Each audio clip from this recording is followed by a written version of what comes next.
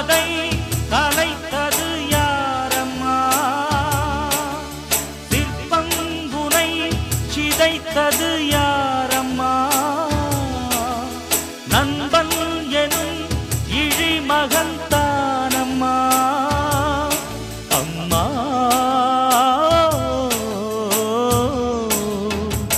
வானில் விடி வெள்ளி மின்னிடும் மின்னிடும் நேரம்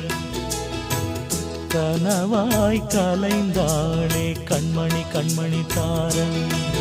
அதிகா